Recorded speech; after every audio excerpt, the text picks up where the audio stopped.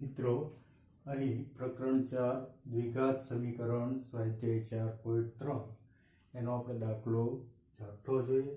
તો એક લંબચોરસ ખેતરના વિકર્ણનું માપ તેની નાની બાજુના માપથી 60 મીટર વધુ છે. જો મોટી બાજુ નાની બાજુ કરતાં 30 મીટર વધુ હોય તો ખેતરની બાજુઓના માપ મેળવવાના છે આપણે. તો અહીં આપણે પહેલા ધારેલી, તો ધારો કે ખેતરની નાની બાજુનું માપ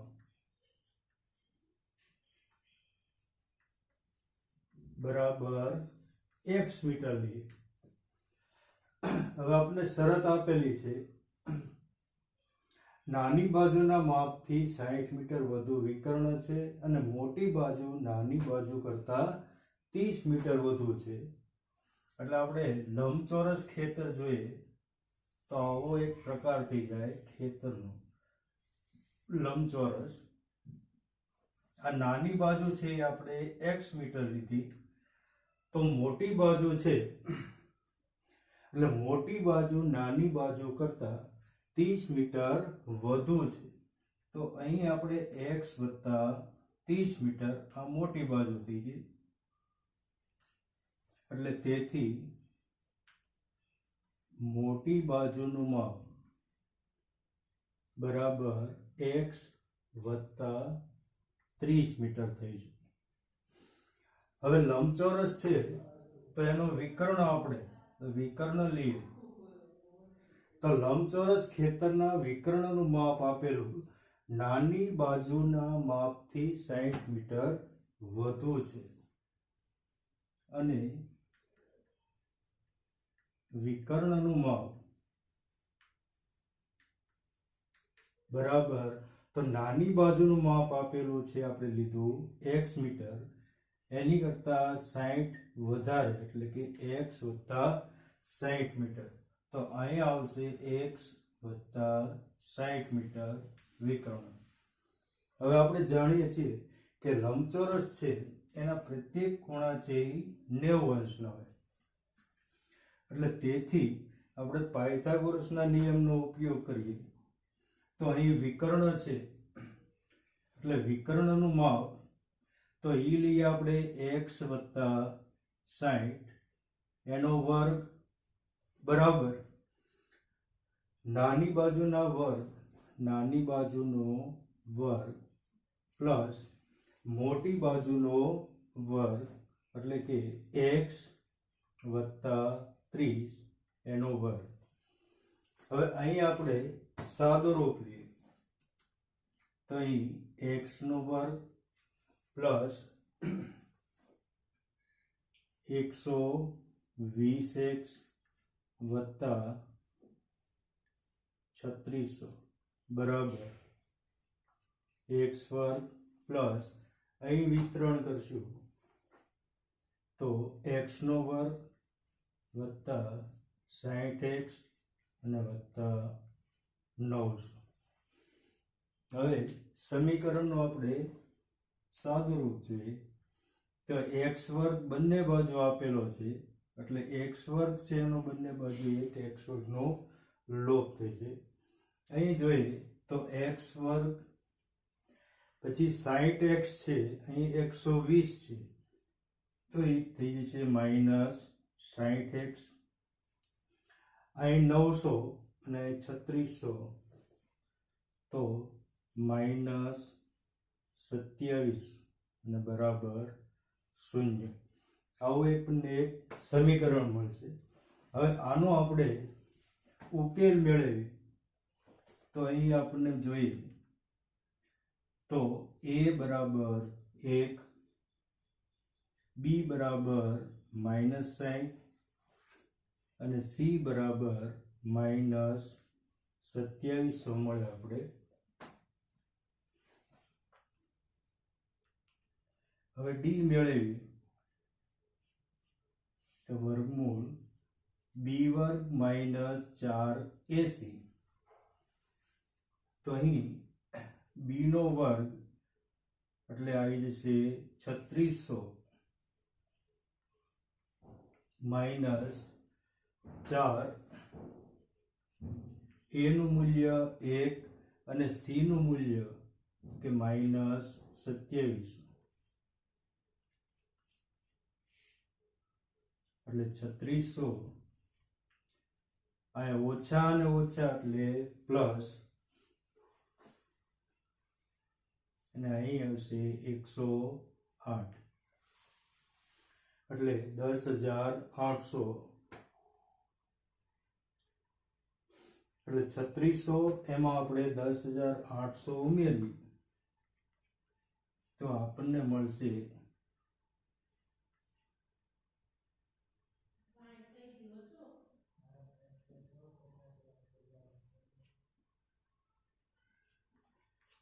એટલે 14,400. હવે આપણે સમીકરણનો ઉકેલ મેળવવાનો છે, તો x બરાબર minus b plus or minus વર્ગમૂળ d બરાબર છેદમાં આવશે 2a. તો અહીં b, તો b નું મૂલ્ય આપણે જાણીએ છીએ -6, તો અહીં માઇનસ નિયમના અને -60 પ્લસ અને માઇનસ. હવે d આપણે મેળવ્યો તો 1400 અને 400, એટલે વર્ગમૂળમાં 14,400 અને છેદમાં આવશે 2, અને a નું મૂલ્ય આપેલું છે 1, એટલે અહીંયાથી જશે 1. હવે અહીં સાદુરૂપ, તો માઇનસ અને માઇનસ એટલે 60 પ્લસ માઇનસ 14,400 એનું વર્ગમૂળ લઈએ તો 120, અને છેદમાં આવશે 2. હવે પ્લસ અને માઇનસ છે એટલે બે મૂલ્ય આપણને મળશે, તો 60 માં 120 ઉમેરીએ એટલે 180 છેદમાં 2, અને હવે 60 માંથી 120 બાદ કરીએ એટલે અહીંયા આવી જશે 60 છેદમાં 2. આ બે મૂલ્ય મળે, તો અહીં આપણે 180 છેદમાં 2 એટલે 90, અને અહીં આવશે -30. હવે x છે આપણે ધારેલો છે, તો x છે ખેતરની બાજુનું માપ છે. તો આપણે જાણીએ છીએ કે માપ છે કોઈ દી માઇનસ નો હોઈ શકે નહીં, એટલે અહીં આપણે ખેતરની નાની બાજુનું માપ x મીટર એટલે કે 90 મીટર મળે છે. એટલે બાજુનું માપ -30 છે એ અશક્ય છે. તેથી ખેતરની નાની બાજુનું માપ બરાબર 90 મીટર. હવે મોટી બાજુ લઈએ, તો મોટી બાજુ એમાં 90 માં 30 ઉમેરીએ એટલે કે મોટી બાજુ 120 મીટર, અને છેલ્લે આપણે વિકર્ણ જોઈએ તો વિકર્ણનું માપ, તો એમાં આપણને આપેલું છે x વત્તા 60, એટલે કે 90 માં 60 ઉમેરીએ તો અહીંયા આપણને મળશે 150 મીટર મળે.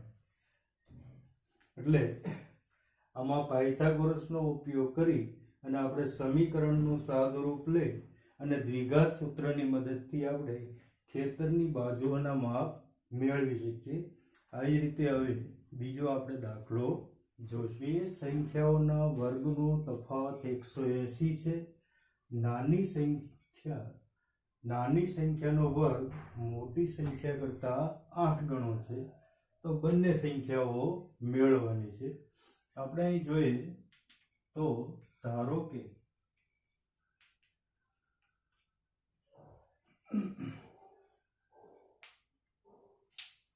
નાની સંખ્યા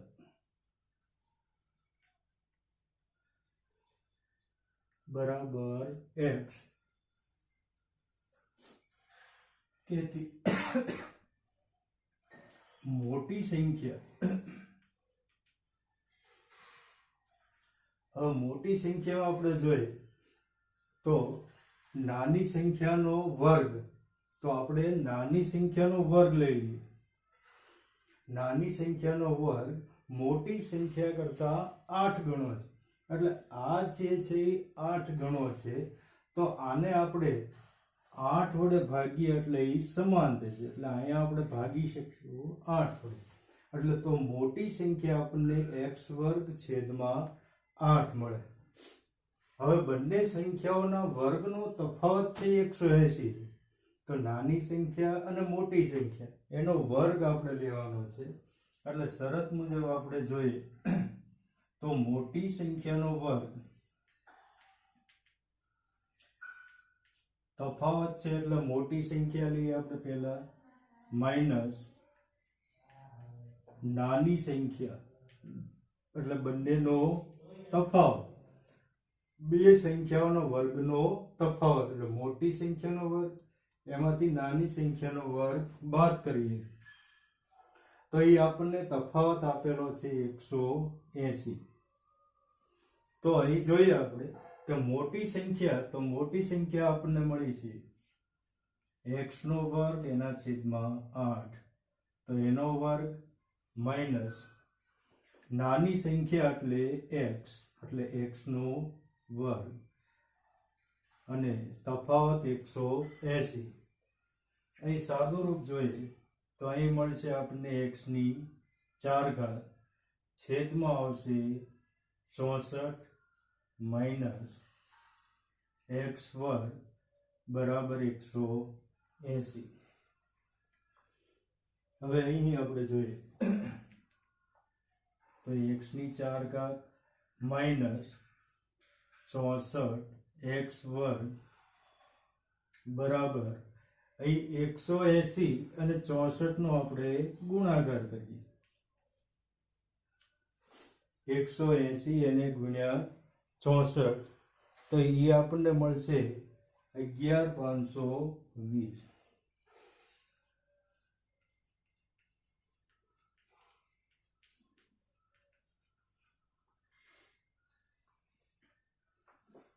સમીકરણ બનાવીએ તો x ની 4 ઘાત 64 x વર્ગ આ બાજુ બરાબર ની આ બાજુ લઈશું એટલે માઇનસ 11520 બરાબર 0. હવે સમીકરણનો આપણે ઉકેલ લઈએ. જો અહીંયા આપણે x ની 4 ઘાત છે એમાં જો આપણે ધારી લઈએ કોઈ પણ ચલ તો પણ આપણે મેળવી શકીએ. તો x વર્ગ એની બરાબર y લઈ લઈએ આપણે, તો આપણને દ્વિઘાત સમીકરણ મળી જશે. તો અહીં આપણને 4 ઘાત છે એટલે y ની 2 ઘાત માઇનસ 64y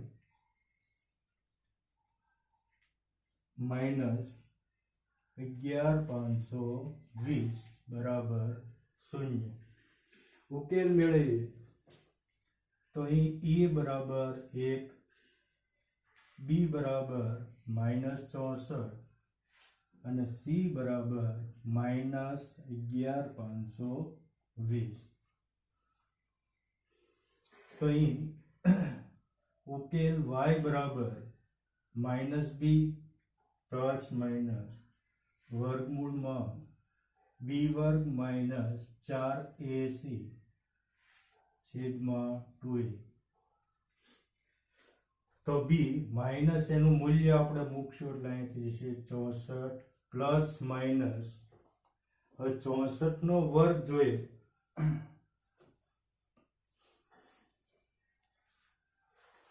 તો 4096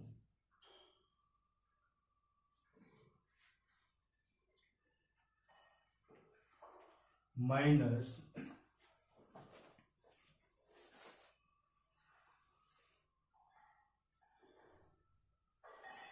અહીં ગુણાકાર 4ac એનો ગુણાકાર લેશું તો એ આપણને મળશે 460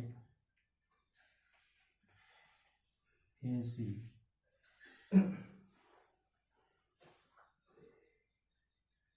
અને છેદમાં 2 અને a નું મૂલ્ય 1. હવે 64 છે એમના પ્લસ માઇનસ વર્ગમૂળમાં 50 176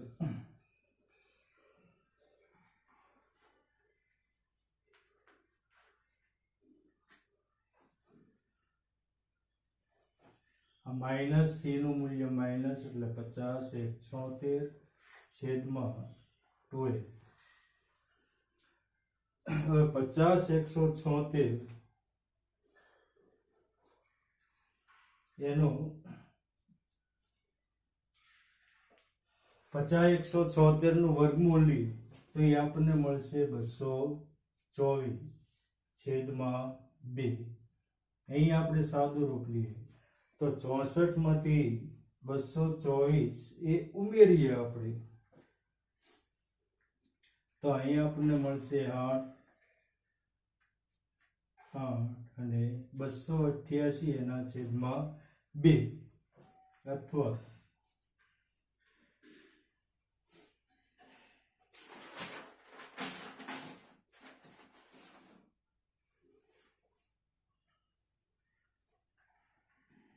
બસો 24 માંથી 64 બાદ કરીએ 0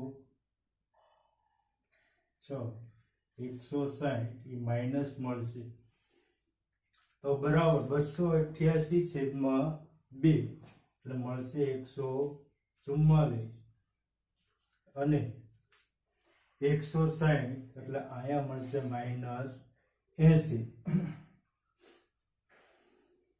હવે x વર્ગ આપણે y બરાબર ધારેલું છે x વર્ગ એટલે માઇનસ 80 છે એ અશક્ય છે જેનું વર્ગમૂળ નહીં મળે એટલે આ આપણને જવાબ મળશે અશક્ય. તેથી અહીંયા 144 છે એનું વર્ગમૂળ આપણને 12 મળે એટલે એક સંખ્યા આપણે જે ધારેલી છે નાની સંખ્યા x જે આપણને 12 મળશે એટલે નાની સંખ્યા મળે તો 12 છે એ નાની સંખ્યા મળે તો મોટી સંખ્યા એટલે ઈ જોઈએ આપણે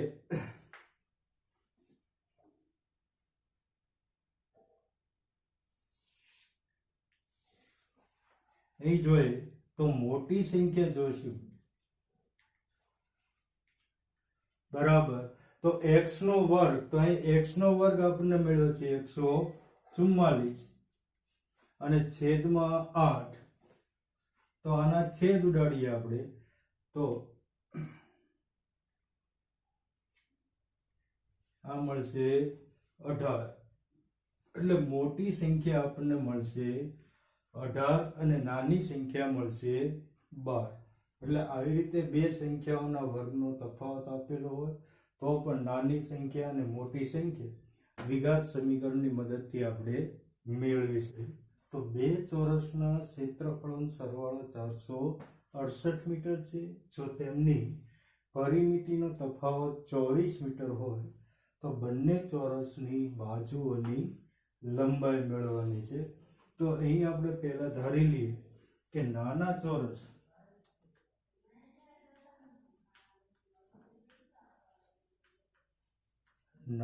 ચોરસની બાજુની લંબાઈ બરાબર x મીટર. તો એની ઉપરથી આપણે જોઈએ તેથી એની પરિમિતિ જોઈએ તેથી નાના ચોરસની પરિમિતિ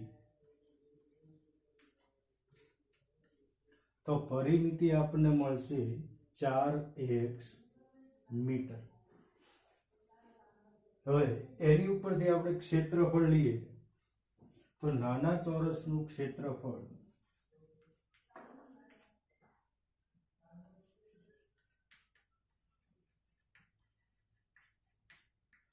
બરાબર તો કે બાજુનો વર્ગ એટલે અહીંયાથી જશે x નો વર્ગ મીટર. હવે એની ઉપરથી આપણે જોઈએ કે મોટા ચોરસની પરિમિતિ, જો નાના ચોરસની પરિમિતિ 4x મળે છે અને તફાવત આપણને આપેલો છે 24 મીટર, એટલે મોટા ચોરસની પરિમિતિ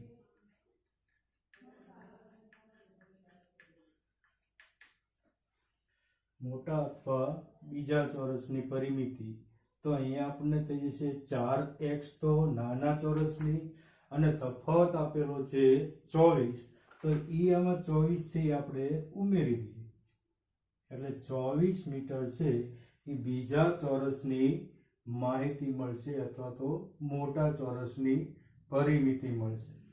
હવે પરિમિતિ એની ઉપરથી આપણે બાજુઓની માપ મેળવીએ તો મોટા ચોરસની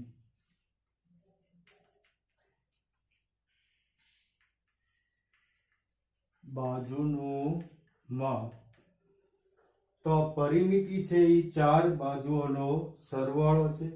તો આમાંથી આપણે સામાન્ય લઈએ તો 4 છે એ સામાન્ય લઈએ તો અહીંયા મળશે x અને વત્તા 6. હવે 4 બાજુઓ છે એનો સરવાળો એટલે પરિમિતિ, તો આપણે એક બાજુનું માપ લેવું છે તો આને આપણે ભાગ્યા કરશું 4, તો અહીંયા આપણને મળશે x વત્તા 6 મીટર, એટલે મોટા ચોરસની બાજુનું માપ x વત્તા 4 મીટર મળશે. હવે એની ઉપરથી એનું આપણે ક્ષેત્રફળ મેળવીએ તો મોટા ચોરસ નું ક્ષેત્રફળ બરાબર બાજુનો વર્ગ, તો x વત્તા 6 એનો વર્ગ, તો એનું આપણે સાદું રૂપ લઈએ તો x નો વર્ગ વત્તા 12x અને વત્તા 36, એટલે આ એનું મોટા ચોરસનું ક્ષેત્રફળ મળે. હવે બે ચોરસના ક્ષેત્રફળનો સરવાળો એ આપણને આપ્યો છે 468. તો હવે મોટા ચોરસનું ક્ષેત્રફળ એ આપેલું છે x વર્ગ વત્તા 12x + 36 વત્તા, હવે નાના ચોરસ છે એનું ક્ષેત્રફળ x નો વર્ગ બરાબર, હવે બંને ચોરસના ક્ષેત્રફળ એનું સરવાળો આપેલો 468. હવે અહીંયા આપણે સાદુરૂપ તો x અને x એટલે 2x વર્ગ વત્તા 12x વત્તા 36, અને 468 છે એ બરાબરની આ બાજુ લઈએ એટલે -468 બરાબર 0. તો અહીં જોઈએ તો x એટલે કે 2x વર્ગ વત્તા 12x, 468 માંથી 36 આપણે બાદ કરીએ તો 8 માં 6 એટલે માઇનસ અહીંયા 2 પછી 6 3 અને 432 બરાબર 0.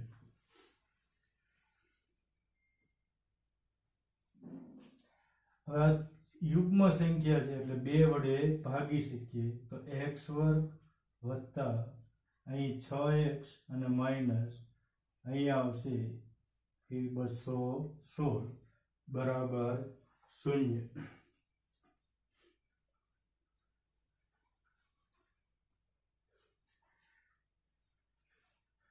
હવે આ સમીકરણનો ઉકેલ મેળવીએ તો અહીં x વર્ગ વત્તા 18x માઇનસ 12x માઇનસ 216 બરાબર 0.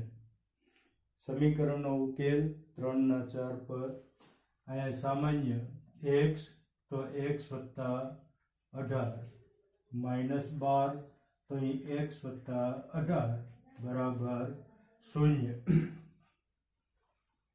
તો અહીં આપણે બે મૂલ્ય મળશે, x વત્તા 18 અને x માઇનસ 12 બરાબર 0. અહીંયા ઉકેલ જોઈએ તો x બરાબર માઇનસ 18 અને x બરાબર 12 મળે. એટલે x ના આપણને બે ઉકેલ મળશે, માઇનસ 18 અને 12. હવે x છે આપણે ધારેલું છે કે ચોરસની બાજુની લંબાઈ, એટલે લંબાઈ કોઈ દી માઇનસમાં હોઈ શકે નહીં. એટલે ચોરસની લંબાઈ બરાબર x બરાબર માઇનસ 18 ઈ છે અસંખ્ય. તેથી આપણે મળશે x બરાબર 12. તો એની ઉપરથી લઈએ કે નાના ચોરસની લંબાઈ આપણને મળશે 12 મીટર. એટલે નાના ચોરસની લંબાઈ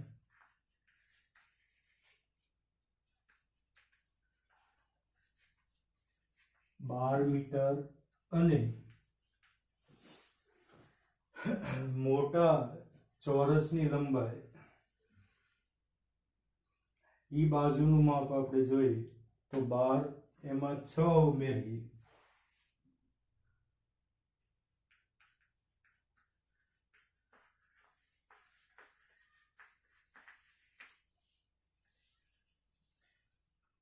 બરાબર 18 મીટર